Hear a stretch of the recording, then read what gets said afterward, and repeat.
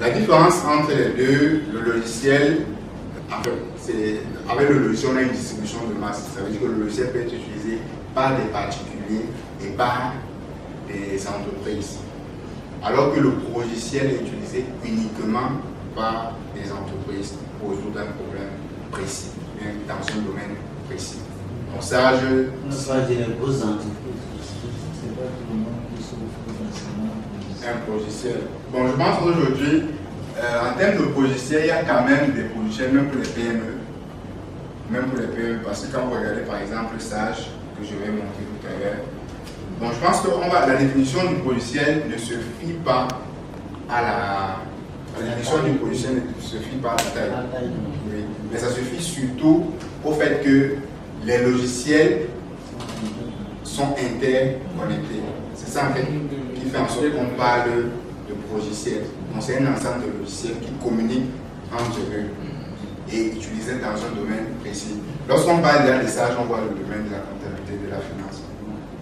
Vous n'allez jamais entendre parler de Sage si ce n'est pas dans ce domaine-là. Donc quelle que soit la entreprise, si on parle de Sage, on va voir le côté comptabilité et finance.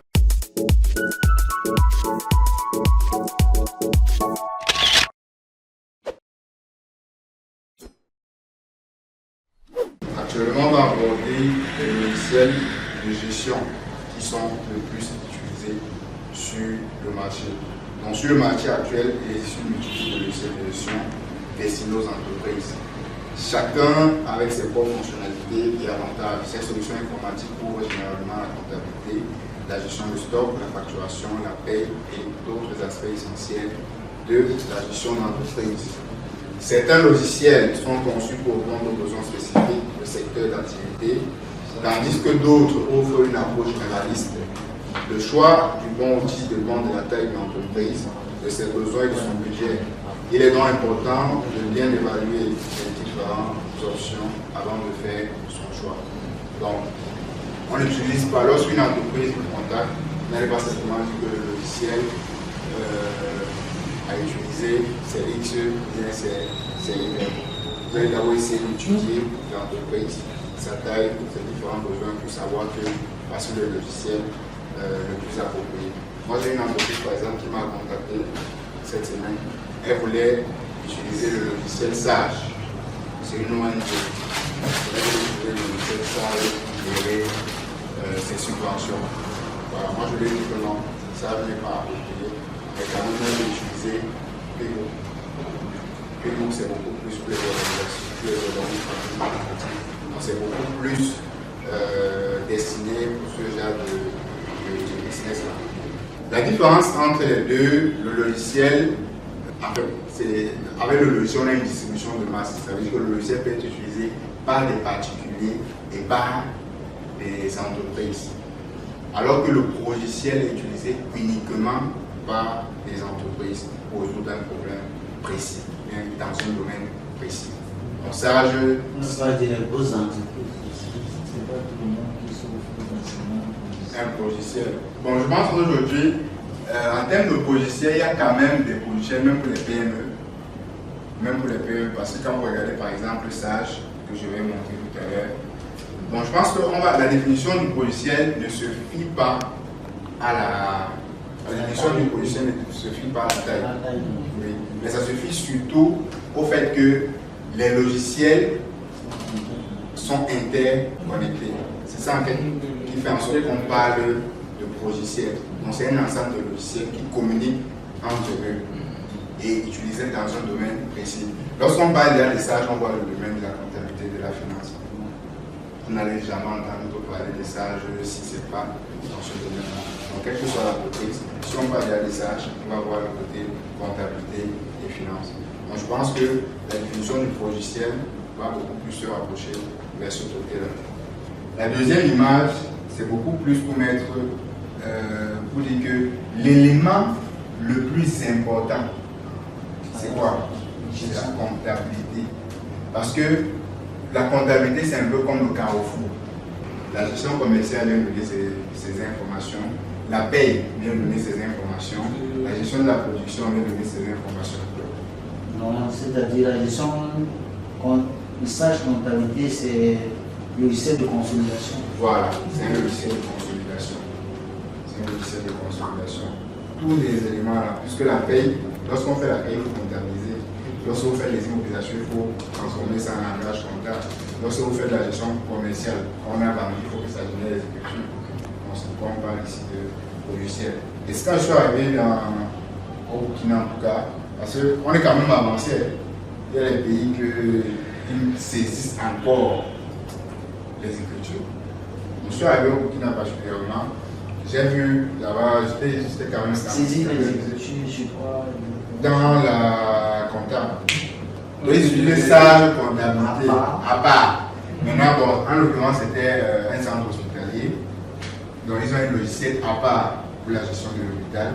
Maintenant, il y a un autre logiciel pour la gestion comptable. Ce qui fait qu'en journée, comme ça, en fin de journée, on vient donner les factures, tout ça, et le comptable saisit. Donc, je pense que ça va être béni. Mais là, c'est un travail inutile. C'est un travail inutile. Parce que si vous avez un ERP assez puissant, ça devait balancer automatiquement les écritures. Automatiquement. Mais aussi le paramétrage.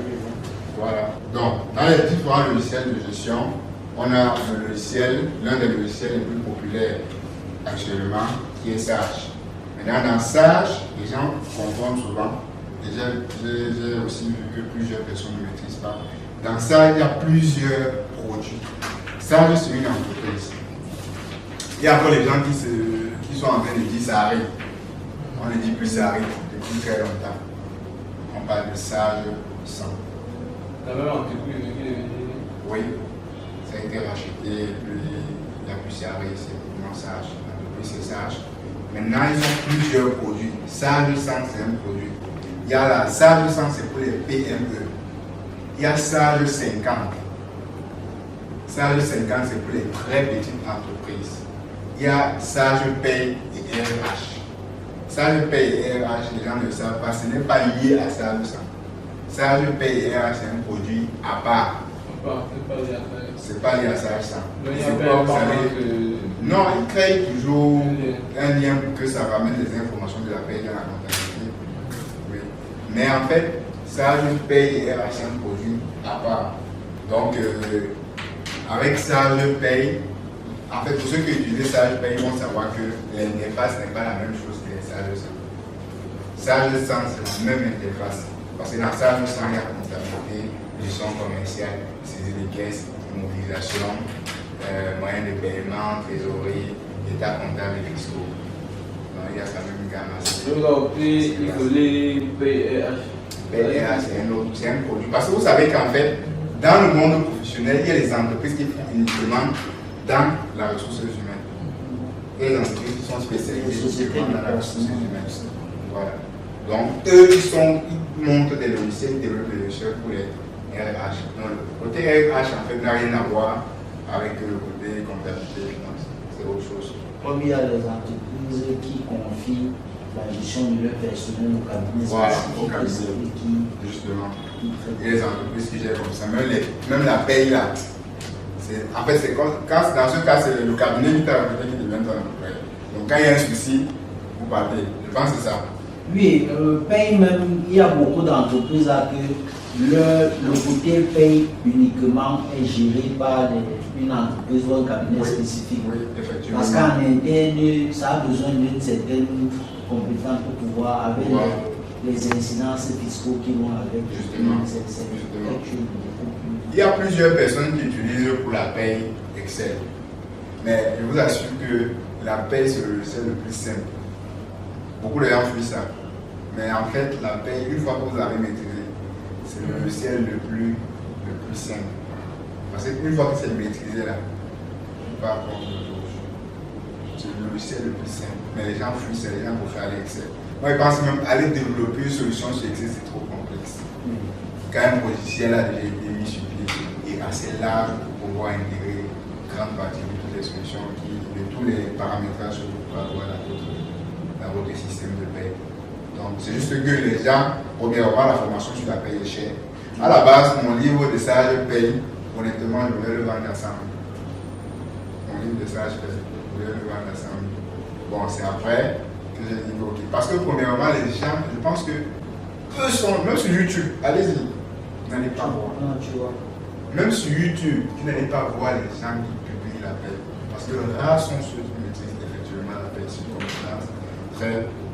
Et moi, j'ai les cabinets qui me contactent pour acheter cette paix-là. Donc, quand j'ai même lancé les protocoles, il y a plusieurs cabinets qui étaient intéressés et qui me mettent même le professeur de sortir cela. Il y a un supermarché ici en bas, je ne vais pas citer le nom, ici au Carrefour, qui utilise Sage gratuitement. Il y a un supermarché qui utilise Sage gratuitement. Mais imaginez l'argent, il génère quel chiffre d'affaires par jour pour utiliser Sage gratuitement. L'économie du pays va se développer. L'économie va se développer comme l'installation, l'intégration de logiciels de soins proprement parler, la formation du personnel, la maintenance, qui se limite à ça. Ils gagnent bien parce que c'est réglementé. Lorsque vous êtes dans le tour de parler ça, pour faire une rotation, vous allez payer une licence annuelle et eux, chaque fois que vous payez, ils ont leur repas. C'est un nom à beaucoup de personnes conseillent ici s'il faut faire dans la vente de logiciels, c'est mieux de faire l'affiliation des logiciels. Oui. Vu que c'est à mail tout le temps. Mais bon, si tu es venu avec un client, le compte et tu as toujours ton temps. Voilà. Et c'est la meilleure façon. C'est la meilleure façon. C'est la meilleure façon. Parce que le but de l'entreprise, c'est pourquoi chez nous, vous allez voir beaucoup de gens n'investissent pas vraiment. Parce que moi-même, je pense que c'est en avançant que j'ai compris un certain nombre de choses. Le but d'une entreprise, c'est de pouvoir planifier ses entrées. Vous pouvez planifier, ok, chaque année, il y a les entrées de. Vous allez savoir que chaque fois, il y aura un personnel à former. Bref, c'est assez carré. Donc, même ça, le sang là, online, vous n'allez pas voir ça. Parce que ce n'est que si vous n'avez pas payé, vous ne pouvez pas voir ça online. Il faut payer chez ça pour avoir ça online. Ça, 50, c'est pas disponible. Le seul produit qui est disponible en local, c'est Sage Pay et RH avec Sage 100. Pas les produits. Sage X3, Sage X3, c'est en ligne. Ça fait aussi le même. L'avantage de X3, c'est que vous avez toutes les applications intégrées dans un seul. Donc tout c'est intégré. Il n'y a plus qu'un nouveau gestion commerciale, un nouveau candidat, c'est intégré dans un seul. Mais ici au Cameroun, il y a plusieurs et c'est utilisé par les grandes entreprises. Et c'est très très cher. Très très cher. La formation de ça, je pense que c'est la formation par module. On va peut-être une formation en administration dans les 2 euros. Formation en administration. Il y a quand même beaucoup de grandes entreprises qui utilisent ça, l'histoire. Il y a même Sage 1000. Il y a Sage 1000 pour les très grandes entreprises. Donc, il y a Sage en tout cas plusieurs projets. Sage a plusieurs projets. Ils ont vraiment une longueur d'avance en tout cas. Donc à côté de Sage, il y a Odo qui est. Parce que Sage a quand même ses limites. Pour faire autre, parce que la difficulté de ça, c'est que ce n'est pas flexible. On va paramétrer Odo en fonction de votre besoin. Odo, c'est un logiciel open source. Donc, lorsque vous installez Odo, j'ai mon gars qui va venir là. Lui, il est consultant, il va venir configurer, il va taper les lignes de code pour pouvoir configurer ça, pour que ça donne. Ça correspond aux besoins de l'entreprise. On personnalise quoi. Voilà. Donc, beaucoup d'entreprises déjà quand même sont en train d'utiliser. Mais avec Odo, on ne jongle pas. Bon, ça y est quand même, jongle toujours. Mais on ne jongle pas à la hauteur des sages. Il y a des espèces d'Odo là qui étaient venus ici pour les formations. Oui, ils organisent. J'avais assisté à leur premier roadshow en 2e de organisent souvent des roadshows. En tout cas, aujourd'hui, on doit organiser des roadshows. Je ne veux pas intégrer ton fils dans notre environnement. Non, nous on est des. Moi, quand je dis nous, c'est beaucoup plus entre nous là, on est des prestataires de services. Au Cameroun, tu ne dois pas te dire que je suis comptable du tarif, parce que tu ne vas pas avoir l'argent. Si tu as un problème et que je peux avoir la solution, il faut que je maîtrise pour pouvoir apporter la solution à son besoin. Donc, Odo, c'est un très bon logiciel. En tout cas, ce que les gens préfèrent aujourd'hui, les entreprises qui ont un peu d'argent, c'est Odo. Parce que déjà, l'abonnement, ça se paye. Ici, ça se peut payer l'abonnement en fonction du nombre d'utilisateurs. Comme ça, oui, mais aussi avec cette, comme vous avez parlé de flexibilité, avec cette possibilité, même avec son smartphone, voilà, même avec votre téléphone sur on peut faire certains contrôles online. Donc, même s'il y a 10 équipes, ils peuvent se connecter et voir ce quand ils travaillent, si tu es un représentant, tu peux parcourir les chiffres déjà qu'on sait beaucoup plus. C'est beaucoup plus flexible. Pour une entreprise ou pour une entreprise qui a beaucoup de points, qui a besoin d'avoir ces informations en date à temps pour pouvoir intervenir en termes de prise de décision, tout ça. C'est un logiciel open source. C'est un logiciel open source. Quand on dit open source, c'est gratuit. Ici, on ne paye pas. C'est un logiciel open source, c'est gratuit. Ce sont quand même des logiciels qu'il faut personnaliser à un certain moment donné. Mais quand même, le basique n'est pas mal. Le basique n'est pas mal. C'est un logiciel qui peut correspondre aux besoins de certaines entreprises, mais moins connu. Il est vraiment gratuit. Et c'est online, c'est aussi flexible. Il y a QuickBook, comme on parlait. QuickBook est en anglais, mais la version online, quand même, on peut la traduire. Les versions locales, là, c'est ça qui sont les versions américaines. Oui, c'est américain. La plupart des ONG là, c'est oui. ici. Oui, c'est une entreprise américaine. C'est une entreprise américaine. Donc, c'est la version anglaise, quand même, qui est online. Vous pouvez y avoir le ton traduit. Donc, vous pouvez traduire et travailler avec. Ce sont les versions desktop qui, en fait, les versions locales là, ne sont pas. On ne peut pas traduire. Il y a QuickBook, c'est beaucoup plus utilisé par les organismes à but non lucratif. Par exemple, les entreprises qui gèrent les subventions et tout ce qui va avec. Rigged, tu as déjà entendu parler de Rigged. Voilà, moi, je me suis toujours plaint d'un certain nombre de choses parce que je peux dire que nous sommes en marche de l'avancée. Et je suis arrivé à un niveau où je dis que les comptables doivent apprendre la programmation. Ou bien même, parce qu'aujourd'hui, construire une équipe pour aller un développeur, parce que chaque personne, c'est une vie, c'est un rêve. Appeler quelqu'un qui va venir travailler sur ton projet à toi, c'est très compliqué. Rigged, c'est un logiciel beaucoup plus français, c'est un logiciel en ligne, c'est un logiciel qui est utilisé beaucoup plus en France. Je ne pense pas qu'il y ait une entreprise au Cameroun qui utilise. Mais la particularité, l'une des particularités des logiciels français, moi je suis beaucoup l'actualité des gars là-bas en France. Est-ce que vous savez qu'aujourd'hui, il y a des logiciels qui scannent, vous pouvez venir avec je ne sais pas quoi, une pièce comptable, on scanne la pièce comptable et ça passe automatiquement à l'écriture. Ça identifie. Oui. En fait, tout est paramétré quand ça scanne, c'est pas comme si le logiciel est paramétré de telle sorte qu'il y a des codes que lorsqu'on va scanner la pièce, ça va reconnaître que ça c'est telle pièce et ça va. Moi, je ne dirais pas le plus utilisé. Parce que je vais prouver ça. Je vais prouver ça. SAP est utilisé par les très grandes entreprises. Et je vais prouver ça à la fin. Bon, je ne vais pas dire les slides. Je vais prouver ça à la fin. SAP est utilisé beaucoup plus. On peut dire que dans la niche des grandes entreprises, SAP. Moi, mon étude va beaucoup plus s'appuyer sur le Cameroun et même en Afrique.